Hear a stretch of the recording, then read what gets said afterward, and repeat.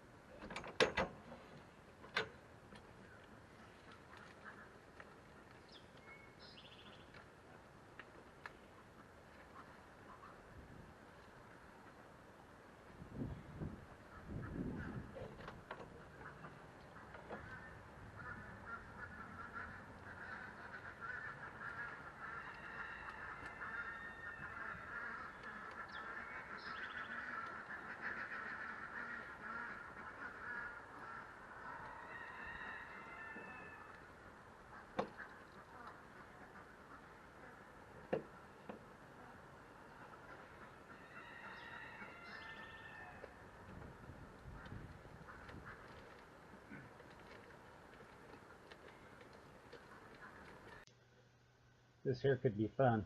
I've only done this in my track chair before, so this could be very interesting. But let's see how it goes.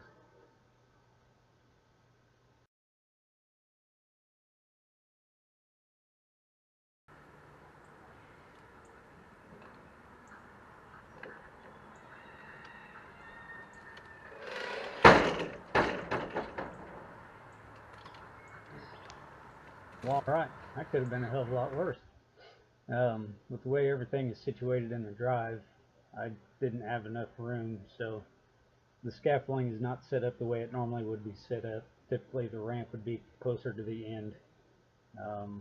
Also, I have designed this to where the ramp can go off either side or even the back.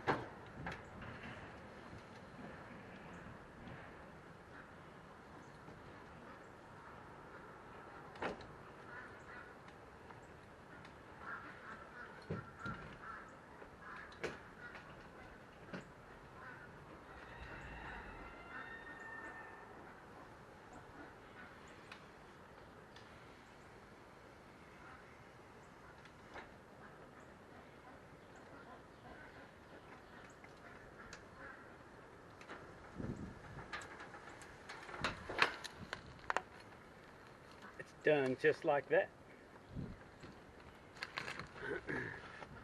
I'll get you a little better view of this scaffolding setup I have, except I don't have the adjusters on it right now. But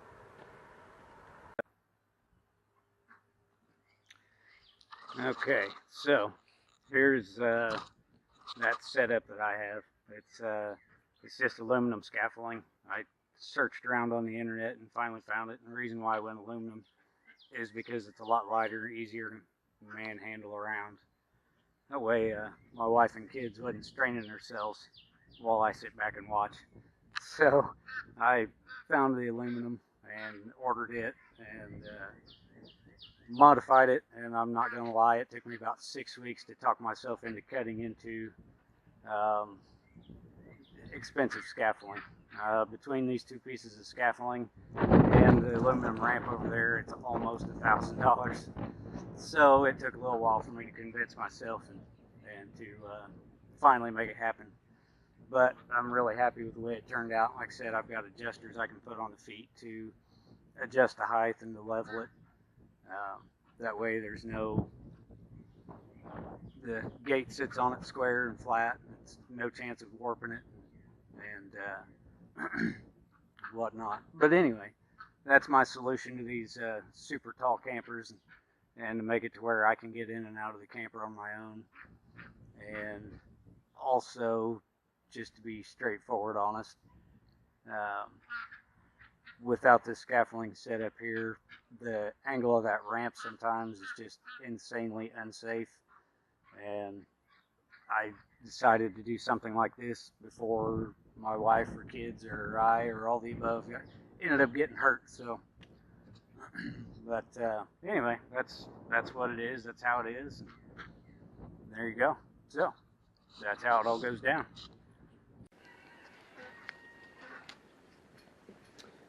I guess I could give you a little bit of a tour and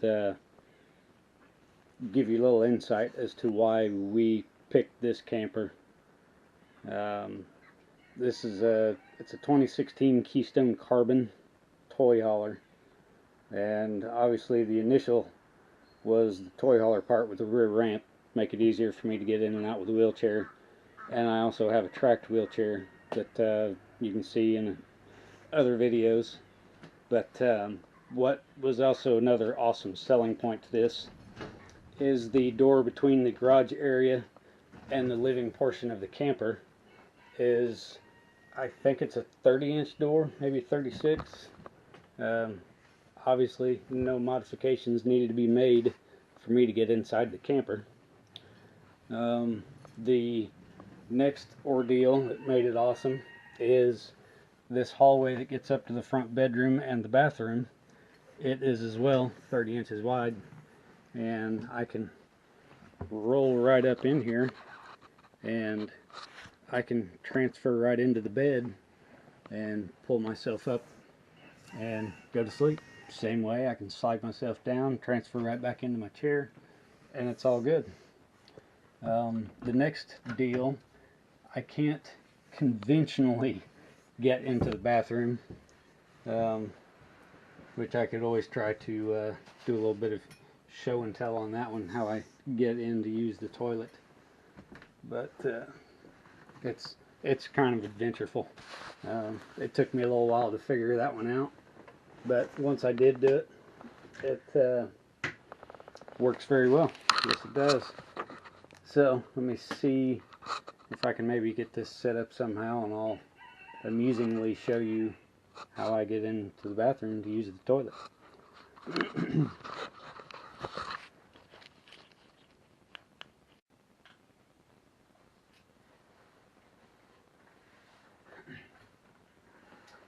Okay, so this is how I go about getting into the bathroom so I can use the toilet.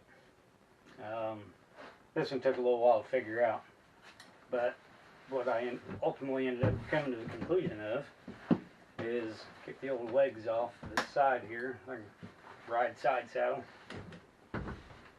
Of course, this is probably going to be a little different because I'm not used to doing this with boots on or clothes, but we'll make it work out the best we can. So, get the chair in the doorway as close as you can. Lock the old brakes. Slide forward. Legs uncrossed. And now here in front of me. And can't do this with a little hat on. Set that up there. So then you just gotta lean forward, get your legs in, grab a hold of the chair, put your hand on the cushion, and then I had to use my forehead as a balancing pivoting point, and you just slide on over. Get your feet situated so you can do some major concentration and take care of it.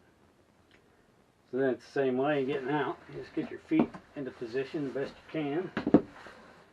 You have to slide forward as much as you can. Get the old head and body as close as you can. Lean forward. Get your legs shifted.